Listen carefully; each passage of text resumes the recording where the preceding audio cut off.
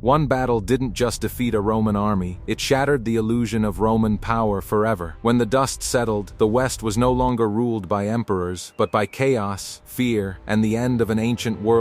For centuries, the Roman Empire had survived invasions, rebellions, assassinations, and civil wars that would have destroyed any other civilization. Rome bent, cracked, and bled, but it did not break, at least, not until the 5th century, when a single catastrophic battle exposed a terrifying truth. Roman authority in the West was no longer real. It was an illusion maintained by tradition, fading discipline, and the memory of past greatness. When that illusion collapsed, the Western Roman Empire entered its final death spiral. By the early 400s AD, the Western Roman Empire was a shadow of what it once had been. Its borders were porous, its armies overstretched, and its emperors weak, isolated figures surrounded by intrigue rather than legions. While the Eastern Roman Empire, later known as Byzantium, still possessed wealth, strong cities, and effective administration, the West was collapsing under its own weight. Tax revenues were drying up, infrastructure was decaying, and loyalty to Rome was fading among both soldiers and civilians. Rome still claimed authority over vast territories, but in reality, much of that authority existed only on parchment. The Roman army, once the most feared military machine on earth, had changed dramatically. Gone were the disciplined citizen legionaries who conquered Gaul and crushed Carthage. In their place stood a fragile force increasingly dependent on mercenaries, many of them Germanic warriors who fought for pay, land, or promises, rather than loyalty to Rome itself. These men were not inherently disloyal, but they were loyal to their leaders, tribes, and survival above all else. Rome no longer commanded obedience, it negotiated it. Into this fragile world stepped the Visigoths, a powerful Germanic people who had spent decades moving through Roman territory. They were not mindless barbarians driven only by destruction, as Roman propaganda claimed. They were refugees, soldiers, and survivors pushed westward by the unstoppable pressure of the Huns. The Visigoths had once fought for Rome, served in Roman armies, and negotiated treaties with Roman emperors. But broken promises, corruption, and betrayal turned them from uneasy allies into bitter enemies. At the center of this rising storm stood a man who would become a nightmare for Roman authority in the West, Alaric. He was no ordinary warlord. Alaric understood Rome, its politics, its weaknesses, and its arrogance. He had served within the Roman military system and knew exactly how hollow it had become. His goal was not the destruction of Rome itself, but recognition, land, and security for his people. Rome's refusal to treat him as an equal would push history toward disaster. The Western Roman government, paralyzed by internal power struggles, responded to the Visigoth threat with indecision and arrogance. Emperors rose and fell like shadows, while real power lay in the hands of generals, court officials, and corrupt administrators. Strategic decisions were delayed, armies were underpaid, and fortifications were neglected. Rome still believed its name alone inspired fear, but fear no longer paid soldiers or stopped invaders. The decisive confrontation that shattered Roman authority did not come as a single dramatic clash between equal armies on an open field. Instead, it unfolded as a brutal demonstration of Roman weakness. Roman forces attempted to block, intimidate, and starve Alaric's army into submission, but these tactics relied on discipline and unity, two things Rome no longer possessed. Supply lines collapsed, commanders argued, and local populations refused to support imperial troops that offered only taxation and no protection. As the situation worsened, Rome revealed its greatest vulnerability: it could no longer defend its own heartland.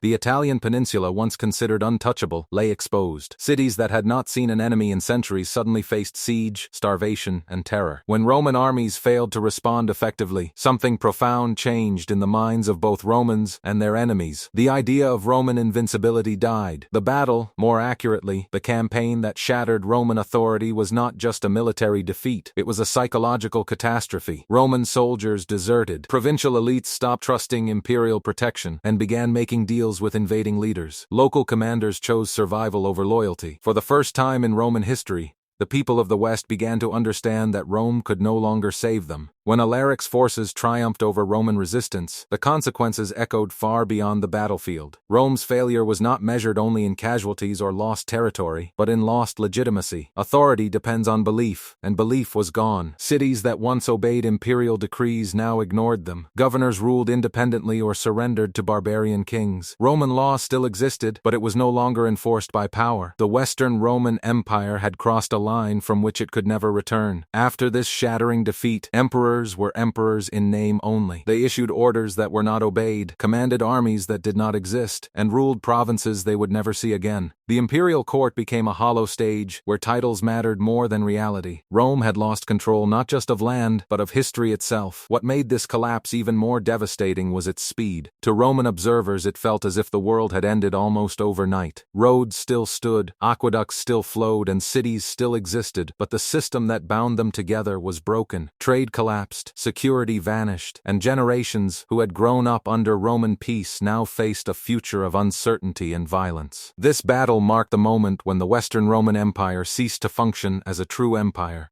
It survived for a few more decades on paper, propped up by tradition and desperate compromises. But real authority had passed into the hands of barbarian kings, warlords, and regional powers. The Roman state no longer shaped events, it reacted to them.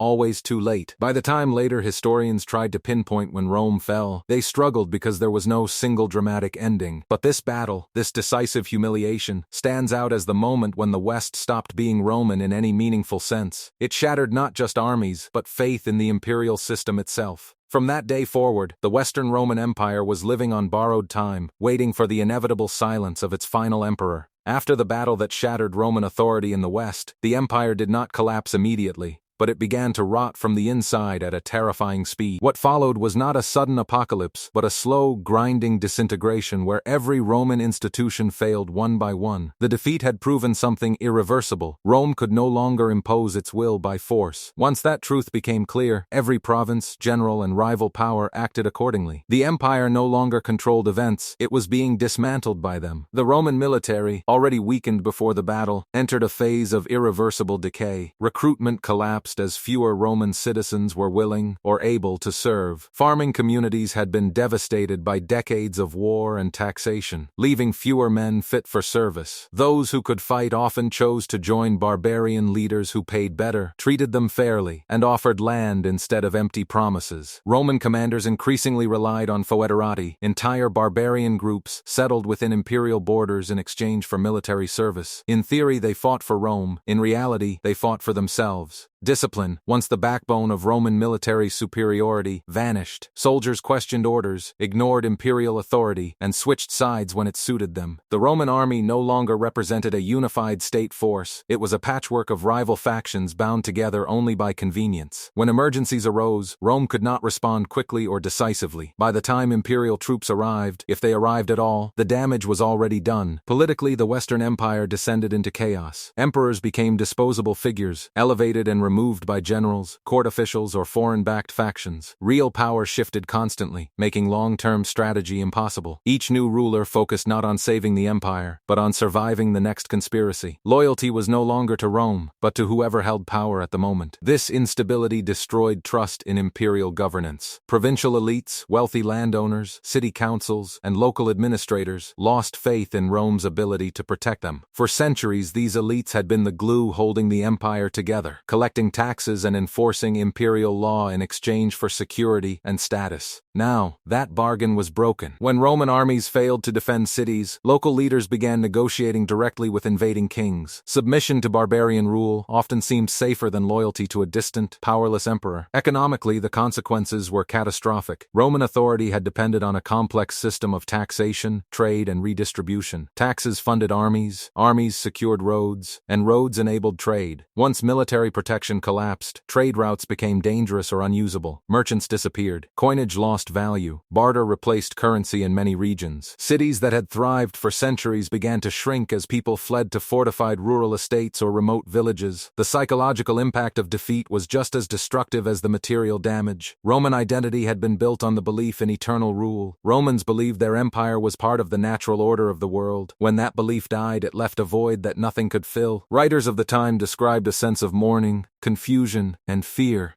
People no longer planned for the future. They focused on survival. Christian leaders, once protected and regulated by Roman authority, now found themselves filling the power vacuum. Bishops became negotiators, protectors, and sometimes rulers of cities. While Christianity provided moral stability, it also marked a profound shift. Authority was no longer centered in imperial institutions. Rome had lost its monopoly on power, and it would never regain it. As barbarian kingdoms expanded, they did not destroy Roman structures entirely. Instead, they absorbed and repurposed them, Former Roman officials served barbarian kings. Roman law codes were adapted to new rulers. Latin remained the language of administration in many areas, but this continuity only masked a deeper truth. Roman authority no longer flowed from Rome. It flowed from whoever controlled armed force on the ground. The Western Roman Empire still existed in name, but it was an empire without power. Its borders were meaningless lines on maps. Its laws were suggestions. Its emperors were prisoners of circumstance. Every year that passed after the Great Defeat pushed the West further from recovery and closer to extinction. The final decades of the Western Roman Empire were not marked by dramatic last stands or heroic resistance, but by quiet surrender to reality. The empire did not fall in a blaze of glory.